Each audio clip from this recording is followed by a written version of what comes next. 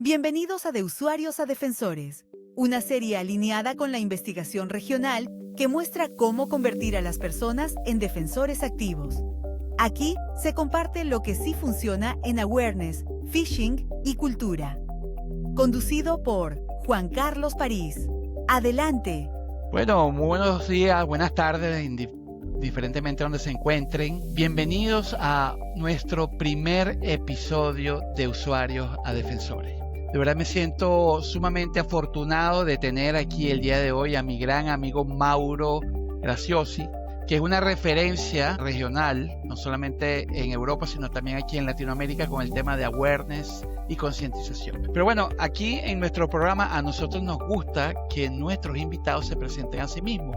Así que sin más preámbulo, Mauro, bienvenido y por favor, preséntate para que la audiencia te conozca y por qué es importante que tú estés aquí acompañándonos el día de hoy. Hola, ¿qué tal, Juan Carlos? ¿Cómo estás, amigo, también? Bueno, te mando un saludo aquí desde España en este caso. Y bueno, me presento, me toca entonces. Es difícil ahí partir de donde lo dejaste. Bueno, como para que me conozca la gente, yo soy Mauro Graziosi, soy el CEO de SmartFence. SmartFence es una plataforma SaaS específicamente enfocada en lo que hoy se llama gestión de riesgo humano, se le menciona como gestión de riesgo humano, que en el pasado fue concienciación, gestión de cambio de comportamiento, gestión de hábitos, y bueno, lo que buscamos nosotros como un fabricante monoproducto es generar esos hábitos seguros que hagan, bueno, un poco no solamente la vida mejor dentro de la organización para que el usuario proteja de mejor manera los activos de la información, sino que también esa persona se lleve algo y pueda proteger sus propios activos también desde el punto de vista de la seguridad digital, ¿no? Qué buena presentación, Mauro. Y sobre todo porque a veces pensamos que esto es un tema que solamente atañe a las empresas y muchas veces olvidamos que también ahora el tema de la ciberseguridad dejó de ser un tema de tecnología para convertirse ya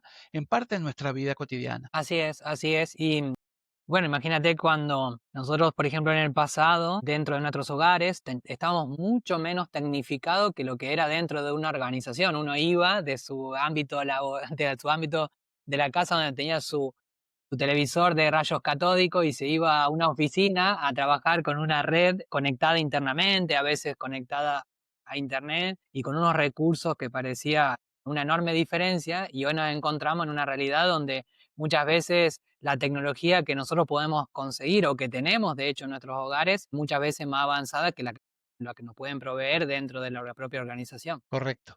Bueno, De Usuarios a Defensores es un podcast enmarcado en el proyecto de investigación del programa Líderes del ACNIC.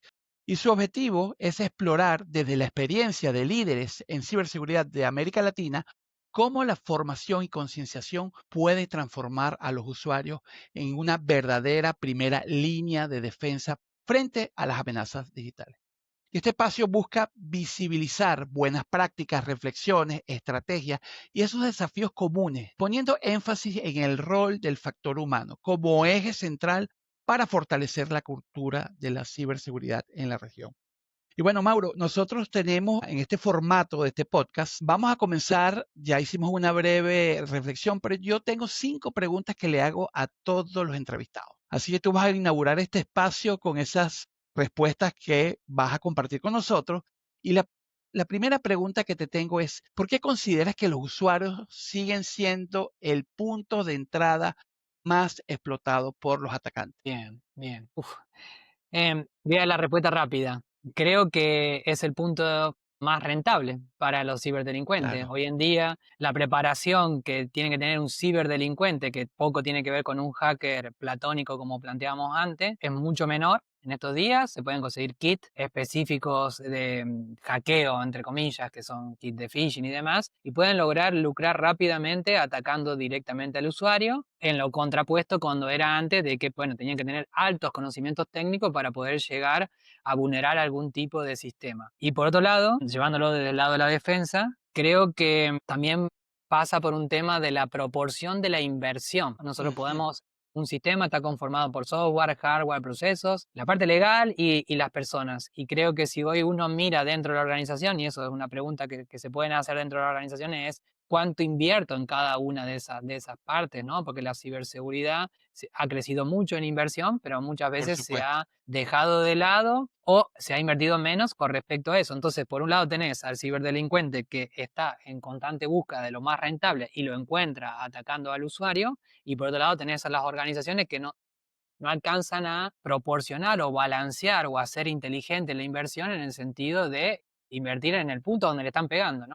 Donde más le está pegando, y se sigue haciendo mejor inversiones en otros lugares que son necesarios, pero bueno, aquí lo que falta es un poquito de inversión balanceada en ese sentido. Claro, y las personas o las organizaciones en este caso piensan que invirtiendo solamente en tecnología, en firewall, en antivirus, en XDR, van a resolver el problema de los ciberataques. Y tú y yo, que somos unos grandes defensores de esos mal llamados usuarios, porque yo siempre digo que el usuario es un identificador en el sistema, entendemos que eso no va a ser así. Y también entendemos que muchas veces un usuario bien capacitado puede ser más efectivo que el mejor firewall, que el mejor antivirus. Muy bien, Mauro. Bueno, entonces vamos a nuestra segunda pregunta. Y quiero saber desde tu experiencia, ¿qué barreras enfrentan las organizaciones para empoderar a los usuarios como defensores? Bueno, pregunta difícil, ¿no? Barreras, sí, las barreras es complejo. Bueno, y pregunta difícil porque es como que políticamente puede jugarme en contra. Pero bueno, lo que pasa, digamos, esto acá no voy a entrar en profundidad, pero hay un tema generacional también, ¿no? Ok, Nosotros, a nuestra edad, tú lo sabes, Juan Carlos, los líderes del ámbito de ciberseguridad en general más o menos están cortados todo con la misma tijera. Son en general líderes técnicos, como yo, soy ingeniero en sistemas de información, que de alguna manera tienen un sesgo técnico, entonces obviamente se van a sentir más cómodos invirtiendo en ciertos lugares. Tengamos en cuenta, como repito, ¿no? Un sistema está compuesto por hardware, software, procesos y las personas. Bueno, ujú, ¿dónde se va a sentir más cómodo alguien que estudió una ingeniería? En claro, software y en hardware, obviamente, por se va a sentir supuesto. más cómodo porque también eligió la ingeniería o una carrera informática, porque también se siente cómodo con algo, pero también hay que decirlo, incómodo con algo. Tal vez sus relaciones interpersonales, no, acá no voy a entrar en detalle de cada uno, Sí, sí, las mal pero llamadas destrezas blandas. ahí está. Entonces, por ahí a lo mejor es como que es algo que básicamente estudiaron una carrera porque querían evitar algo también, ¿no? La gestión de algo que... Interesante, no lo había visto de esa perspectiva, pero tiene todo el sentido del mundo. Entonces, por ahí cuando nosotros empezamos la empresa hace 10 años, nosotros teníamos que luchar contra esa persona despectiva. A nosotros nos costaba porque teníamos que ir contra el despectivo, el que creía, el que no creía básicamente que el usuario lo podía hacer. A lo largo del tiempo se escucha bastante menos a ese perfil, o es menos dominante el perfil despectivo, pero es un poco también porque en la sociedad donde estamos muchas veces no es políticamente correcto decirlo, pero no quiere decir por eso que no lo piensen, ¿no? Exacto. Entonces, bueno, un poco la primera barrera es esa, ¿no? Es si A o B, o sea, ¿crees que la gente puede cambiar el comportamiento o no? Si estamos dentro del lugar de la persona que cree, del líder que cree que la gente no puede cambiar el comportamiento, a pesar de que tenga un programa de concienciación establecido y demás, es muy probable que no termine siendo tan efectivo porque lo va a hacer por cumplimiento. Por el contrario, si es una persona que cree que la gente puede cambiar el comportamiento, y acá para no ir a verdades absolutas, con solo que decimos que creemos que la gente puede cambiar el comportamiento, no quiere decir que sea como Neo en la Matrix, que se enchufa así y entonces de lo que pensaba ahora piensa otra Ya cosa o va aprendió a a volar actuar un de forma distinta. helicóptero. Aprendió a volar un helicóptero en 3 minutos. Claro, algún arte marcial o lo que sea. Por ahí es campana de Gauss. Hay personas que tienen mal comportamiento y que no lo van a cambiar y eso va a seguir igual. Hay personas que tienen buen comportamiento y va a seguir igual, pero en el grueso, en el medio, a lo mejor tenemos un 80% de gente que puede llegar a cambiar el comportamiento y que haciendo acciones continuadas lo va a cambiar. Pero para eso hay que creer que lo puede lograr, porque si no, son programas que tú lo cruzas al responsable de llevar adelante la parte de ciberseguridad y si sigue tratando con desprecio o despectivamente a los usuarios, es como que un programa que no tiene un sustento real de convencimiento por detrás. Y eso se nota, y eso se nota. Entonces diría que el primer desafío es ese. Después, si tú me dices, ¿es un tema de presupuesto? No, porque la inversión en ciberseguridad específica para concienciación es una de las inversiones más bajas que hay. Después, claro, le va a costar justificarlo si la persona no está convencida. Ahí pasa un poco el tema. Porcentaje, ahí hago un inciso en la pregunta, ¿qué porcentaje más o menos se maneja de los presupuestos que se asignan al tema de protección y ciberseguridad que se está entregando en este momento al tema de concientización y capacitación? ¿Tú tienes esos números en mente? ¿Te pudiera compartir algo de eso? No, te voy a ser sincero, no, porque nosotros estamos trabajando en el ámbito principalmente de Latinoamérica, España, Portugal e Italia, y la mayoría de los informes apuntan como que nos esquivan, va, principalmente a Latinoamérica, como que no ha sido estudiado. A nivel global, menos del 5%, están un 3%, una cosa así, pero en Latinoamérica, digamos, no, ni me atrevo a decirlo, pero digamos, siendo que todavía somos más Conservador, inmaduros, siendo podría ser conservador. peor. Podría ser peor. Pero bueno, no tengo datos fieles específicos para el público objetivo donde nosotros estamos Claro, trabajando. pero fíjate qué interesante este comentario, ya antes de pasar a la pregunta 3, porque creo que has agregado unos elementos importantísimos. Fíjate qué interesante la balanza, ¿no? Estamos entregando 5, vamos a ser súper generosos, vamos a decir que se está invirtiendo un 10% del presupuesto de protección en ciberseguridad al tema de concientización. Pero por otro lado, todas las estadísticas mencionan que hablamos hasta de un 95%, entre 85 y 95% de incidentes que se deben a ese factor humano. Entonces, ahí hay una discordancia súper interesante que la gente está empezando a ver en este momento. Tú sabes que hay un cambio ahorita de paradigmas y cambio de pensamiento con el tema de las capacitaciones y el tema de la awareness, ¿no? Eso Sí, definitivamente es así. sí. Hay un cambio generacional también, ¿no? Empezó a haber el Sí, cambio generacional, importante. por eso yo hablaba del pasado, pero ya en el nuevo enfoque, las nuevas generaciones están viendo, ya empieza a haber un cambio más en ese sentido. Ya están viniendo los nativos digitales, ¿no? Por ahí vienen en Exacto, camino. Mira, Mauro, vamos exacto. con la pregunta número 3. ¿Qué papel juega la formación continua? Y fíjate que esa Mm, palabra es importante, mm. continua. ¿Y cómo puede marcar la diferencia en la ciberseguridad de una organización? Continua. No es el Alka-Seltzer que le quiere dar a la persona para que se le cure el dolor de la panza por unos momentos sin atacar el problema de raíz de forma continua. Así que, por favor, compártenos tus ideas con respecto a esa pregunta. Bien. Eso va a depender mucho de la organización, va a depender mucho de la organización. Sí, continua y con convencimiento también voy a sumar, ¿no? Porque lo que te decía un poquito antes, ¿no? O sea, continua porque también hemos visto, te voy a tirar el hiper continuo, ¿no? O sea, el que dice, yo, la verdad no entiendo, dice, la gente no lee los newsletters o no lee No, las píldoras, los módulos, qué sé yo. ¿Y cada cuánto le mandas? Uno por día. Y le mando una simulación cada 2 días. Bueno, te no, digo, lo están matando, lo mucho están roce, matando. mucho roce. Entonces, cuando hablamos de continua, Claro, nos referimos a que en el transcurso de un mes se trata de mantener al usuario en un estado de alerta permanente, pero sin estado de alerta. bloquearlo. Correcto. Ahí viene el tema, que no llegar al bloqueo, porque ya llega un punto donde que el usuario se puede bloquear por varios motivos. Se puede bloquear porque no tiene suficiente información. Entonces, como no sabe, que a lo mejor tiene miedo y se bloquea por el miedo. Luego después lo podemos meter en un trance, que es el que nosotros buscamos, que es el continuo, de que lo mantenemos en un estado de alerta, pero que tenemos que ir de la misma forma que informarlo, irlo tranquilizando. Porque nosotros necesitamos que esté en un estado de alerta permanente, pero no paranoico, porque para paranoico ya está el CISO, ¿no? Digamos, a ese estado no tenemos que llegar, Sí, tenemos que llegar a un estado ahí. Y después, claro, si lo saturamos al canal, vuelve a bloquearse porque ya no nos aguanta más a todos los que estamos en ciberseguridad. Entonces ahí, bueno, dentro del estado ideal, el estado alfa ahí, que es el estado del usuario alerta, ahí se transforma verdaderamente en una parte del sistema. Vuelvo a repetir, software, hardware, procesos, personas. Los sistemas no funcionan sin las personas, por lo menos por ahora. Entonces, al formar parte de un sistema, lo primero es sentirse parte de algo, sentir que no solamente le estamos diciendo de que tiene que proteger la información, sino que juega un rol clave dentro de la organización para alcanzar los objetivos, pero no solamente los objetivos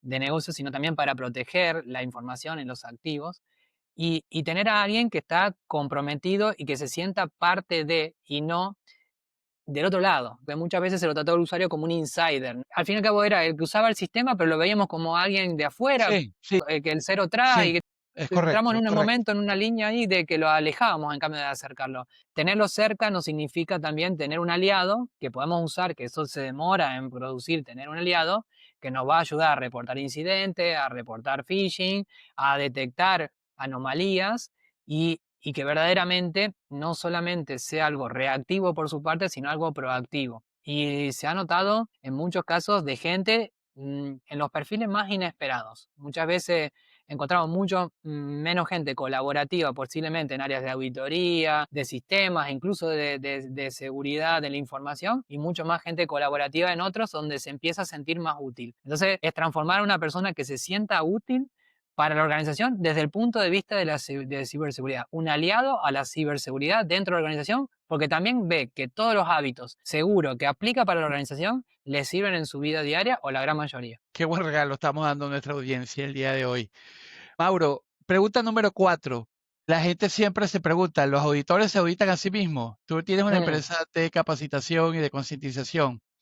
Y te hago esta pregunta ahora que creo que puedes hablar a lo interno también. ¿Puedes compartirnos un ejemplo o un caso, puede ser un caso de éxito o un reto, en el que la capacitación, y estamos hablando porque yo estoy seguro que tu propia empresa usa tu propio producto, haya cambiado la forma en que un equipo respondió ante una amenaza? Caso de éxito donde el equipo respondió ante una amenaza.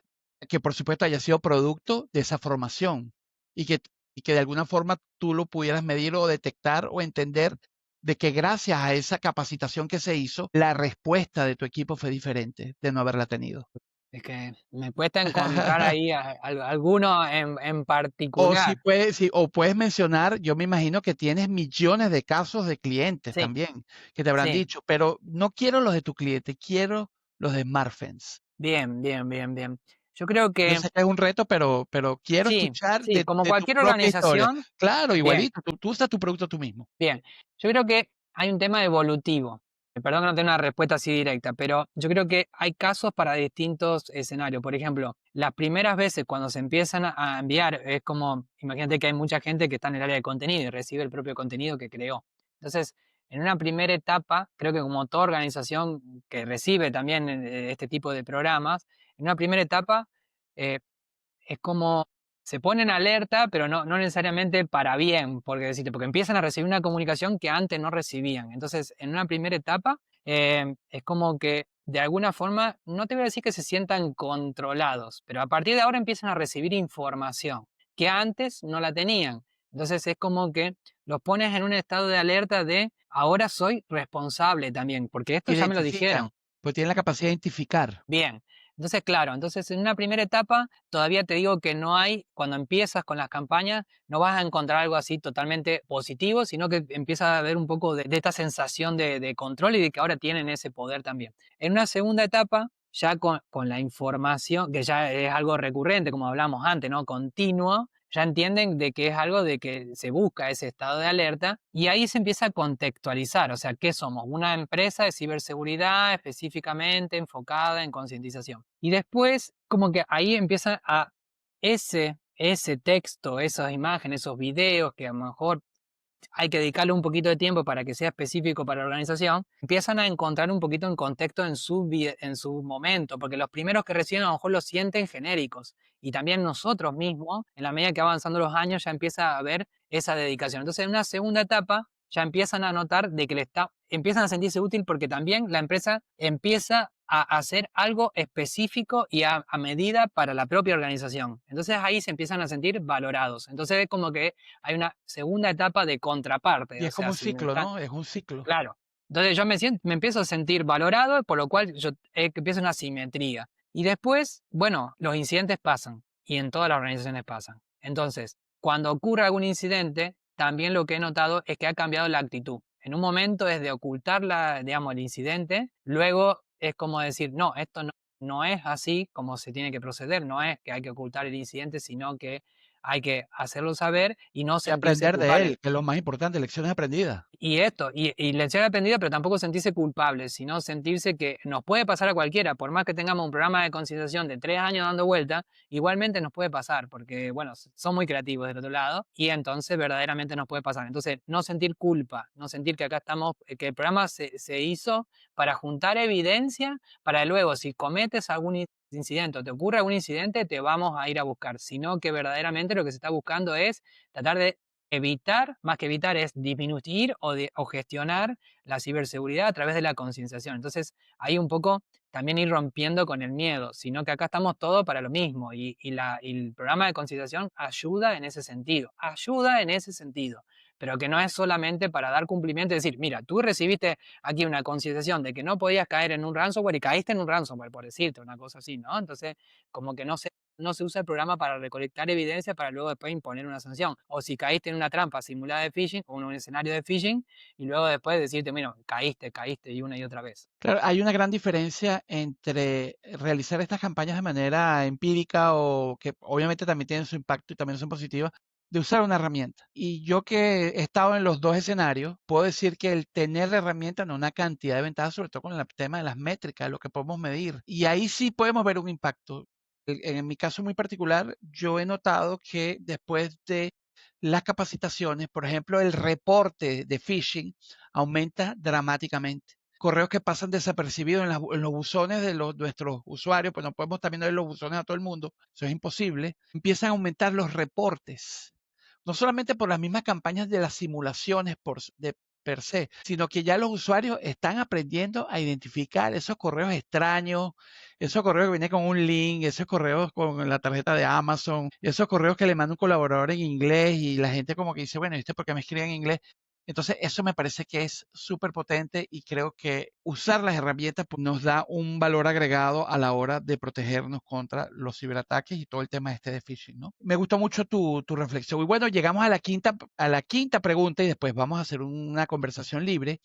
Y esta pregunta tiene que ver con qué buenas prácticas destacarías como modelo para que otras organizaciones, en este caso me voy a encuadrar en Latinoamérica, puedan adoptar. ¿Qué buenas prácticas destacarías como modelo para que otras organizaciones en la TAM puedan adoptar en este sentido? Bien. Voy a tirar algunas buenas prácticas y unas malas prácticas. También podemos aprender de lo malo, sabe que siempre Por lo somos malo, súper, porque sí, las buenas omiten cosas. Entonces voy a tirar una buena y una mala. La primera perfecto, es comenzar, o sea, muchos sobrepiensan demasiado, no, pero bueno, lo que pasa es que si el programa, que si no lo haces con una herramienta o que si no lo haces con esto, con lo otro, que si no tiene, que si no llegás con gamificación, que si le esto, que lo otro, empiecen. La primera buena práctica es no de tanta vuelta, empiecen.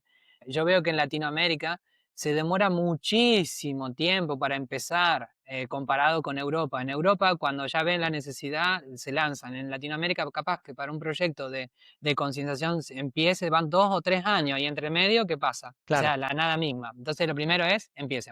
Primera buena práctica. Te tiro una mala práctica. No gracias. usen el programa de concientización arrancando y comenzando para sancionar a la gente. Claro, No importantísimo. empiecen porque ya empiezan con el pie izquierdo, ¿entendés? O sea, lo que, como te digo, es, lanzamos el programa. Está bien que vos tengas un tema de compliance.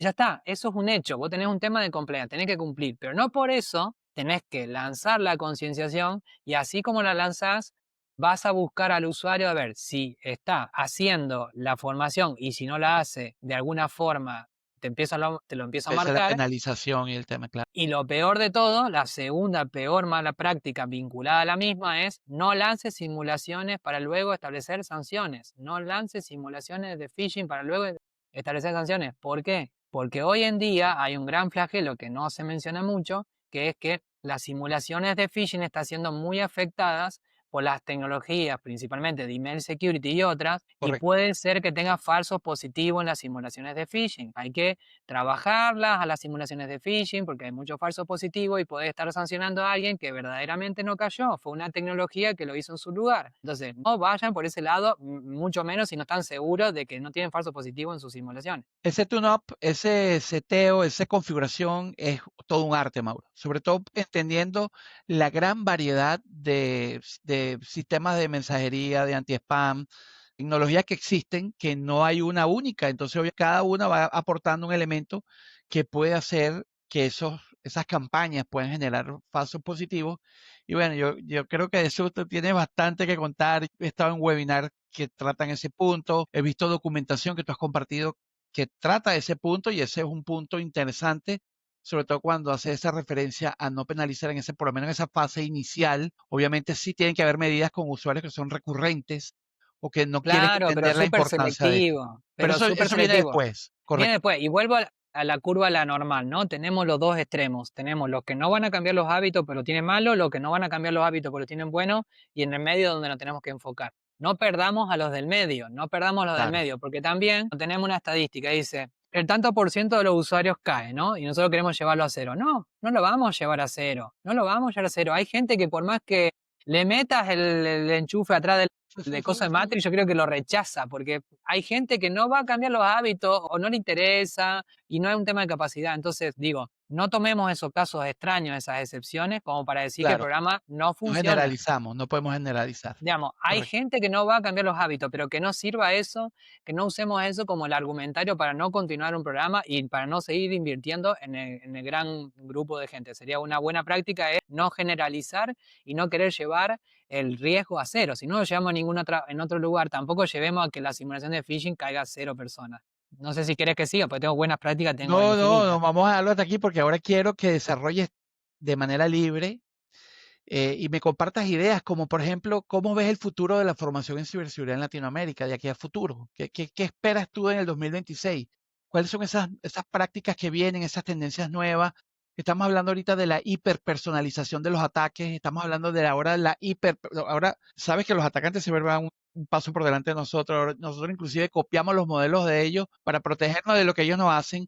Entonces ahorita estamos hablando incluso de la hiperpersonalización, si esa palabra existe, la pueden usar para jugar Scrabble, y habla de cómo los atacantes están recopilando información, inclusive de manera automática, utilizando la inteligencia artificial para hacer y hacer, yo creo que si ni siquiera, Mauro, eso entra en el phishing o el ataque del SEO. Yo creo que ahora eso es un ataque quirúrgico. Ahí Eso está, es algo sí, que sí. va al punto neurálgico donde la persona va a hacer el clic, va a entregar información. Quisiera que desarrollaras un poquito, yo creo que tú tienes una visión a futuro de este mercado, cómo va cambiando de las tendencias y quisiera escucharte al respecto. Bien, bueno, primero como que sí, sí, pero, voy a hacer un sí, pero. Ok, En Latinoamérica estamos muy atrás. lo sé, Entonces, y es un tema, sí, lo primero es nivelar hacia arriba. Digamos, si nosotros podemos tener en nuestra organización a lo mejor un programa súper efectivo, pero acordémonos de cadena de suministro, ¿no? Entonces, sí, nosotros estamos bien, pero el de al lado está mal, el de arriba está mal y el del costado está mal, en el gobierno está mal. Entonces, vayamos de menos a más. Yo creo que todo se conecta, claro. está bueno ir por estas tendencias, está bueno ir por estas tendencias y yo, imagínate que nosotros hemos sido clientes de Gartner durante mucho tiempo y venía con todas estas tendencias también y los nombres y esto siempre algún acrónimo inventado y demás. Digo, y está bueno tenerlo como norte, pero reconocer dónde estamos, porque también nos podemos bloquear, ¿no? Es Ujú. decir, nosotros queremos llegar acá, pero estamos acá y no arrancamos y no salimos del barro,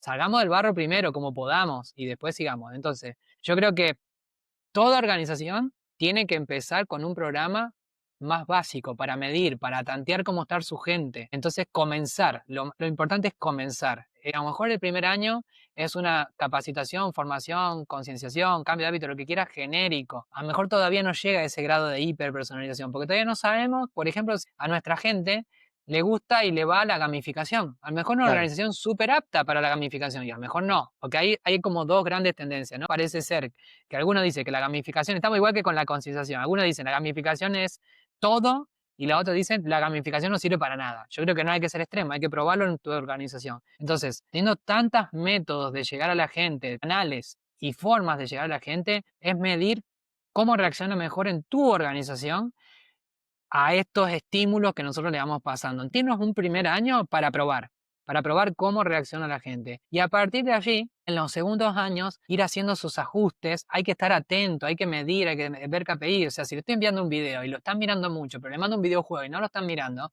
bueno, sigamos con video porque lo están claro. valorando más.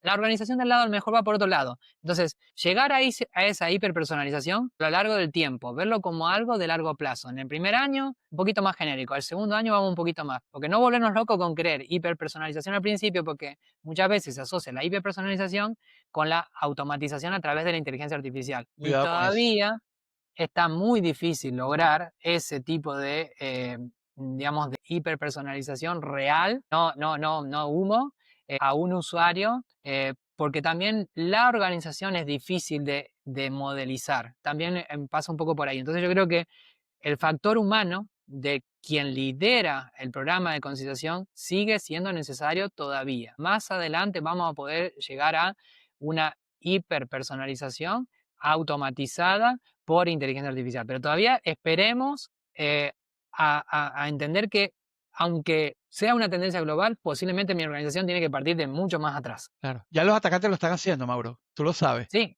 sí, sí, sí, sí. Ahora, la pregunta que yo te hago a ti es si una campaña genérica es igualmente efectiva para el departamento de mercadeo, para el departamento de tecnología, para el departamento de contabilidad, o a lo mejor podemos empezar creando campañas, a lo mejor no hiperpersonalizadas, pero sí dirigidas, por ejemplo, a unidades de negocio. ¿Qué opinas tú de eso? Sí, sí, te voy a decir, o sea, porque yo te tendría que decir que sí, que hay que hacerlo, que hay que llegar a campañas No quiero que me específicas. digas la verdad verdadera, porque tú sí puedes La hablar verdad, de la la verdad es que estamos experiencia. muy atrás, Juan Carlos, estamos muy atrás en promedio. Yo te quiero ir de abajo hacia arriba. En Latinoamérica yo Ok, te puedo decir, mira, lo ideal sería que no solamente llegue por departamento, sino que también que llegues por perfil jerárquico, que por esto, por lo otro. Pero la realidad es que si yo voy a preguntar, nos damos vuelta así a los que nos están escuchando, por ejemplo, y me doy vuelta y le pregunto, y me dice, no hice nada. Y si me dice, no hice nada, yo voy a decir,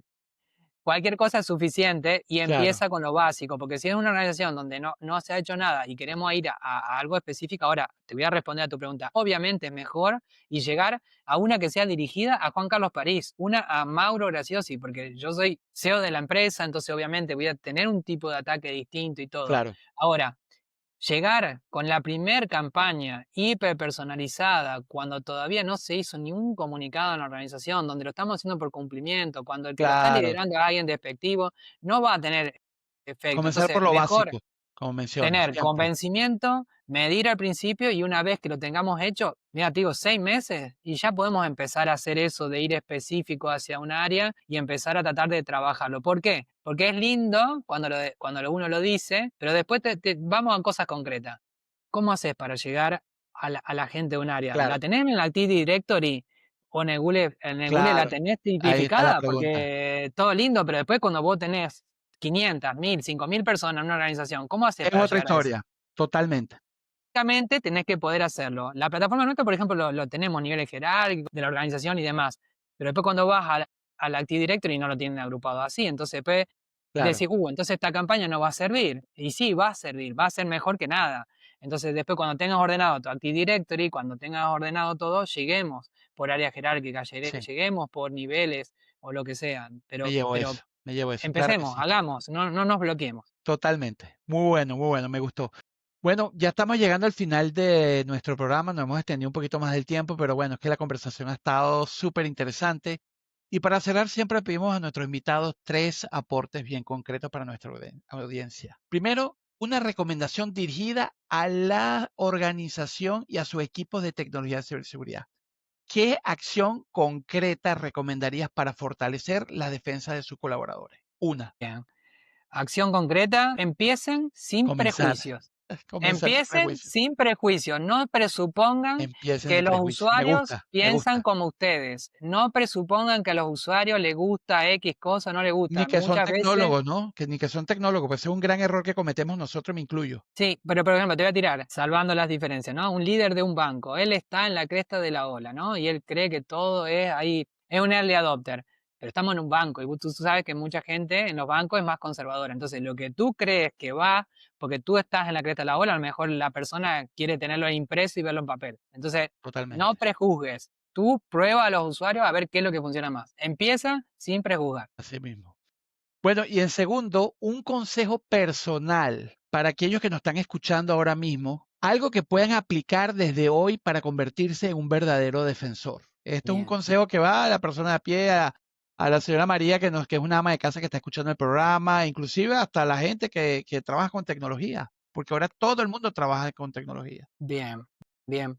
Yo creo que tiene que ver un poco con esto de no te bloquees, no te bloquees, ¿no? O sea, no te relajes, no te bloquees. Sería entre medio. No te relajes y no te bloquees. O sea, no te confíes, pero no te bloquees, porque ninguno de los dos estados sirve. Una persona muy confiada va a ir por la vida de alguna forma cometiendo riesgo, pero también la que Poniéndose mal. está con miedo también va a actuar de mala manera. Entonces, no te bloquees, no te confíes, entre medio. Perfecto. Bueno, y finalmente vamos a establecer una tradición nueva en este programa y como tú eres nuestro primer invitado, vamos a pedir a cada uno de nuestros invitados una pregunta sorpresa para la próxima persona que venga al podcast. Así que tú estás exento de esta por ser el primero, pero tú Bien, sí le vas a dejar una al próximo invitado. Así que, por favor, queremos escucharte. Puedes decir cuál es esa pregunta sorpresa que vamos a dejar para el próximo programa. Bien. Pregunta nada más, ¿es Sí. dirigida a quién la pregunta? ¿Al próximo Al orador? próximo invitado, y viene de Al parte próximo tuya. invitado. Dice, Mauro, te pregunta, adelante. Te pregunto, si miras hacia atrás,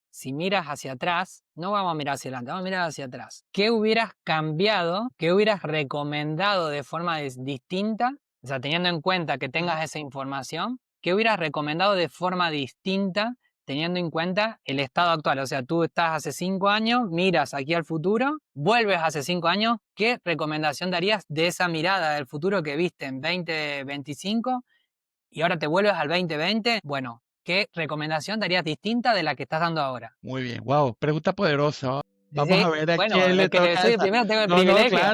claro. La primera tiene que venir con fuerza. Bueno, muchísimas gracias, Mauro, por acompañarnos hoy. Ha sido una conversación súper valiosa, llena de aprendizaje. Y a quienes nos escuchan, gracias por ser parte de Usuarios Defensores. Recuerden, la ciberseguridad no depende solo de la tecnología, sino también de nosotros. Cada uno puede ser parte de la primera línea de defensa. Por supuesto, con esa reflexión nos despedimos por hoy y nos escuchamos en el próximo episodio. Hasta pronto. Queremos agradecer muy especialmente a nuestro invitado por compartir su experiencia y ayudarnos a crear conciencia. También a LACNIC por patrocinar este proyecto que impulsa la ciberseguridad en nuestra región. Y, por supuesto, gracias a ti por escucharnos y ser parte de esta comunidad que trabaja cada día para convertir a los usuarios en defensores, en la primera línea de defensa frente al fraude y la ciberdelincuencia organizada. Nos encontramos en el próximo episodio de Usuarios a Defensores.